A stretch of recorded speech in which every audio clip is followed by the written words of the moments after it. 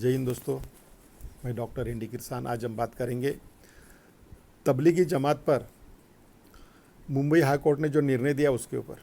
आपको ज्ञात होगा ये कोरोना के महामारी के संकट में के समय और ये शुरू होने से पहले तबलीगी जमाती दिल्ली में निजामुद्दीन में मरकज़ में आए, लेकिन हज़ारों की संख्या में वहाँ जमा हुए। लेकिन अचानक लॉकडाउन लग जाने से वह वहीं फंस गए। वह वहीं फंसने से कुछ लोगों को वहाँ कोरोना के कुछ लोग शिकार हो गए, वो प्रभावित हो गए। और इस तरह वहाँ एक साथ रहने से कुछ लोगों में वो कोरोना की बीमारी फैल गई। तो उस समय इस तरह हो हल्ला किया गया, उनकी मदद तो की गई नहीं। वह पुलिस स्टेशन जाकर उन्होंने कहा कि भी हमें परमिशन दीजिए, हम अपने लोगों को पहुंचा देते, हमारे पास में बसेस है, सब कुछ है। लेकिन प्रशासन ने कोई ध्यान दिया नहीं, उनको उसी तरह रहने दिया। और जब वह लोग कोरोना वायरस से संक्रमित हुए, तब उसका ठिकरा, कोरोना फैलाने का ठिकरा उनके ऊपर फोड़ा गया और मौका मिल गया टेलीविज़न चैनलों को अपना एजेंडा चलाने का, गोदी मीडिया को, सरकार को अपना एजेंडा चलाने का, हिंदू मुस्लिम का। फिर क्या था? फिर चैनलों ने चलाया, विदेशी पैसे से सब हो रहा है। कोरोना की रफ्तार का जमाती ड्राइवर, कोरोना वाले मौलाना पर वार, नोटिस 4 बार, कोरोना के नाम पर जिहाद करेंगे, जमात से गिरे रोहिंग्या पर घिरे, कोरोना के जंग में जमात का रोड़ा। इस तरह से हेडलाइनें चलाई गई और इस तरह से उनको कोसा गया। कोरोना से खतरनाक वायरस मरकज, लॉकडाउन के दुश्मन है जमाती, धर्म के नाम पर जानलेवा अधर्म, आखिर निजामुद्दीन का विलेन कौन, कोरोना जिहाद से देश को बचाओ, देवबंद में 500 कोरोना बम। इस तरह से उन्हें, जो विदेशी थे, कुछ में काफ़ी लोग विदेश से आए थे, विदेशी मेहमान थे, हालांकि वो मुस्लिम थे, लेकिन वो वैलिड वीज़ा पर आए थे, विदेशी मेहमान थे, उनके बारे में भी ऐसा कहा गया। कोरोना फैलाने का इल्ज़ाम उनके ऊपर लगाया गया, उनको जिहादी कहा गया, उनको कोरोना बम कहा गया।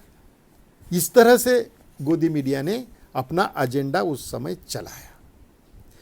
केंद्र की भाजपा सरकार ने भी अपनी नाकामियां छुपाने के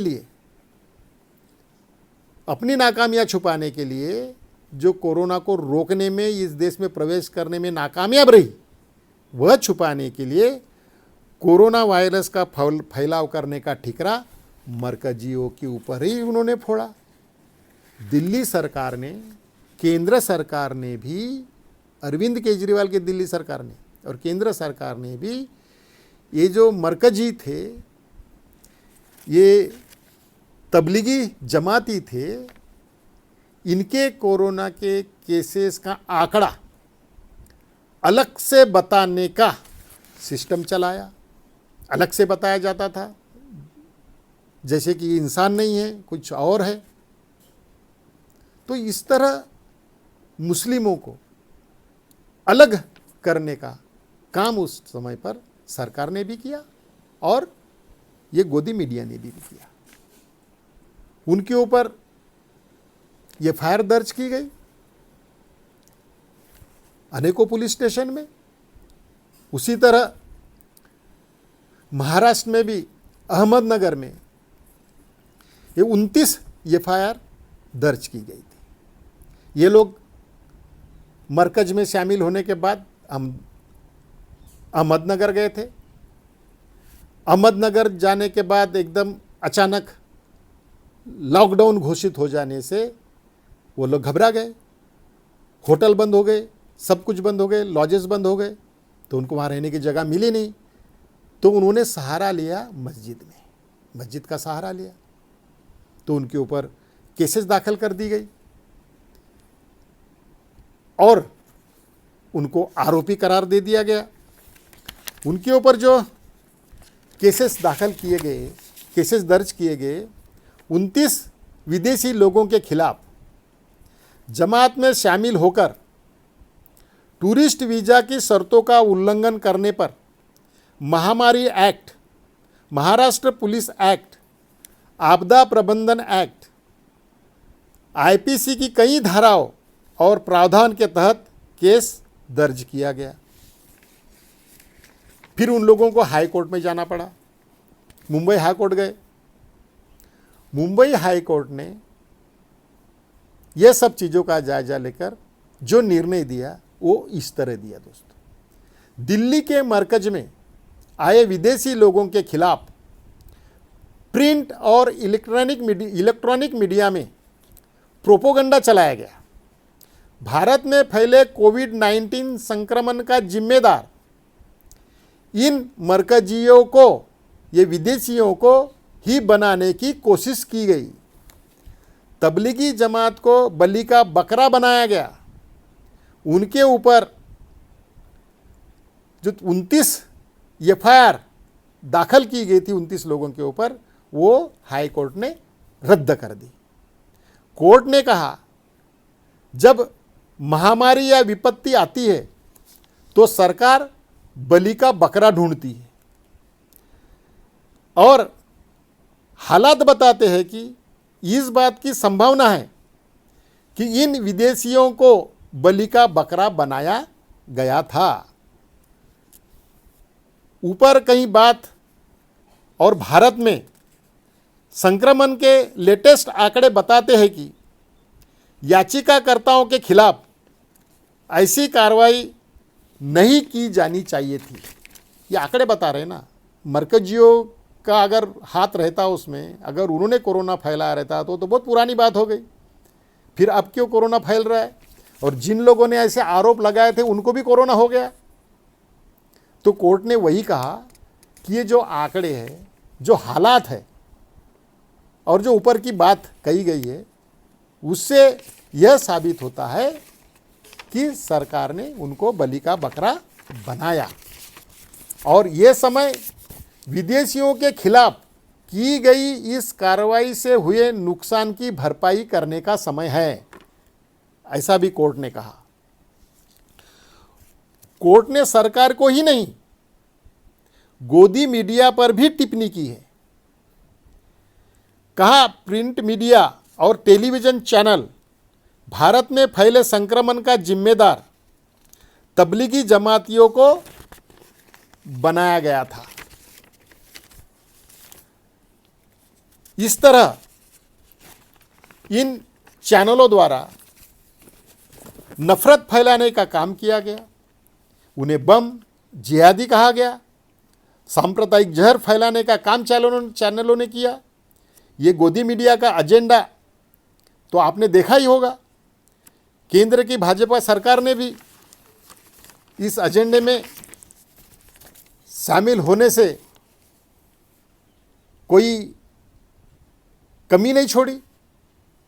इस गोदी मीडिया और सरकार के अपप्रचार से, जहरीले प्रचार से मुस्लिमों को मोहल्ले में सब्जी बेचना भी दूभर हो गया। जब वो ठेला लेकर सब्जी बेचने बस्ती में जाते थे तो उन्हें उनका नाम पूछा जाता था, उनका आधार कार्ड पूछा जाता था। अगर उन्होंने मुस्लिम नाम बताया तो उसको भगा दिया जाता था अपने बस्ती से। उनके पास से सब्जियां नहीं खरीदी जाती थी। कुछ लोगों को अपना नाम हिंदू नाम से बताना पड़ा था। फिर भी इस तरह से भेदभाव करने का काम ये मीडिया ने, टीवी चैनलों ने इस तरह से इस बात को चलाई कि जनसामान्य लोग भी उसके बहकाव में आकर ये कोरोना फैलाने वाले मुस्लिम हैं समझकर मुस्लिमों के हाथ से सब्जी खरीदना भी पसंद नहीं करते थे। यहाँ तक जहर फैलाने का काम, यहाँ तक नफरत फैलाने का काम इन चैनलों द्वारा, ये गोदी मीडिया द्वारा हुआ था दोस्तों। लेकिन हाई कोर्ट ने, मुंबई हाई कोर्ट ने अच्छी चपराक इनको लगाई, अच्छी लताड़ इनको लगाई कि आप विदेशी मेहमानों से इस तरह का आपने बर्ताव किया और उनको आपने बलि का बकरा बनाया और ये कोरोना फैलाने का ठिकरा उनके ऊपर आपने फोड़ा। ये सब गलत है, उनको आपने मुआवजा देना चाहिए। तो दोस्तों, आप देख लीजिए कि पिछले वीडियो में भी मैंने कहा था कि ये सरकार अपनी कमजोरियां छुपाने के लिए, अपनी नाकामयाबी छुपाने के लिए इसका ठिकरा मरकजियों पे फोड़ रही है। तो कोर्ट ने भी अभी साबित कर दिया कि इस तरह से ही सब हुआ है। तो मैं कहना चाहते हैं कि भी आप सतर्क रहिए इस गोदी मीडिया से, इनके एजेंडे से। सरकार का भी एजेंडा वैसे ही चलता है, केंद्र सरकार का, तो इससे आप बचे रहिए। ये सांप्रदायिक एजेंडा चलाते हैं, हिंदू मुस्लिम में हमेशा ये रिफ्ट डालने का काम करते हैं। तो हम लोगों को सोचना चाहिए, अपने बच्चों को इससे अलग रखना चाहिए। ये दोस्तों मैं आपको आज के दिन कहना चाहता हूँ। आप इस वीडियो को ज़्यादा से ज़्यादा शेयर कीजिए, लाइक कीजिए और YouTube पर जाकर आप इसको सब्सक्राइब कीजिए। धन्यवाद।